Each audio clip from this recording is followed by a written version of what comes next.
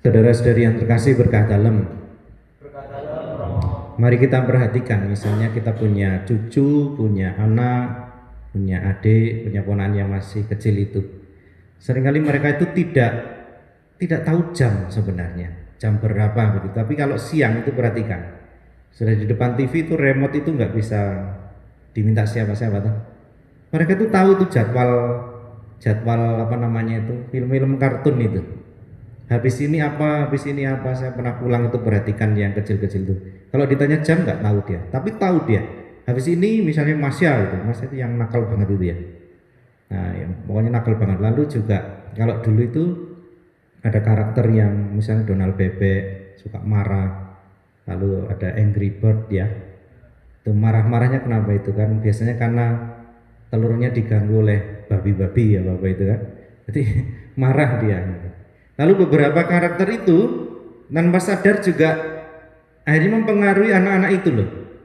Jadi nakal tenan, lalu juga bisa menjadi anak yang pemarah gitu. Dan sesuatu yang ditonton dalam film-film bahkan animasi sejak kecil seperti itu ternyata juga sebenarnya juga mewakili apa namanya yang sering kita alami juga. Misalnya soal marah itu. Setiap orang itu bisa marah. Ada yang memang suka marah-marah, tetapi ada juga yang tidak biasa marah juga ada. Ada orang yang bisa mengontrol dirinya, tetapi juga ada yang tidak bisa mengontrol emosinya. Dan seringkali kita juga tanpa sadar mengatakan kalau hanya sekedar marah itu kecil, nggak masalah gitu kan.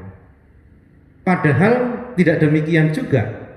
Yesus hari ini juga menegaskan bahwa bahkan dikatakan setiap orang yang marah harus dihukum. Ini kaitannya dengan khotbah di bukit, kalimat di atasnya perihal larangan membunuh itu. Lalu apa hubungannya antara marah dan membunuh? Ternyata seringkali kalau kita itu sering marah-marah, tak terkontrol itu, ya lama-lama ini bisa menyakiti orang. Ini bisa juga berujung kepada pembunuhan, bisa jadi. Makanya Yesus juga memperhatikan hal-hal yang kecil-kecil itu jangan dilewatkan. Tidak boleh kita menggampangkan, oh saya hanya marah kecil saja Romo, saya nakalnya hanya kecil-kecil, saya ini berbuat ini saya kira manusiawi. Seringkali kita tidak memperhatikan yang kecil-kecil itu, tahu-tahu ujungnya menjadi parah, bisa menjadi pencuri, pembunuh, koruptor dan sebagainya. Maka saudara-saudari yang terkasih, ada satu hal yang bisa kita renungkan begini.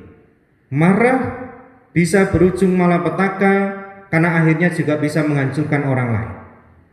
Tetapi ketika kita bisa mengendalikan diri kita, kemarahan kita, ini juga bisa menjadi wujud salah satu pertobatan kita. Mengapa demikian? Ketika kita bisa menahan diri, menahan marah kita, pasti akan ada damai, akan ada sukacita, persaudaraan juga menjadi baik. Nah, kalau ada damai, sukacita, persaudaraan baik, maka juga pasti ada kebahagiaan dalam relasi kita dengan orang lain, entah itu dalam keluarga, dalam gereja, dan dalam masyarakat.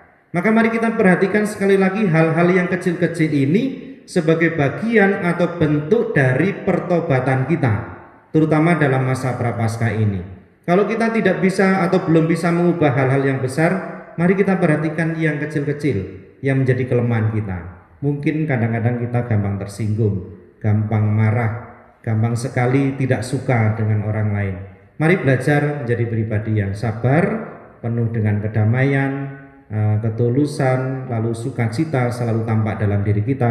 Maka kehadiran kita pasti juga membawa berkat. Tetapi lebih daripada itu, kita mengolah diri kita dari hal-hal yang kecil supaya kita juga mendapatkan berkat perubahan yang besar dalam diri kita. Kemuliaan kepada Bapa dan Putera dan Roh Kudus, seperti pada permulaan, sekarang, selalu, dan sepanjang segala abad. Amin.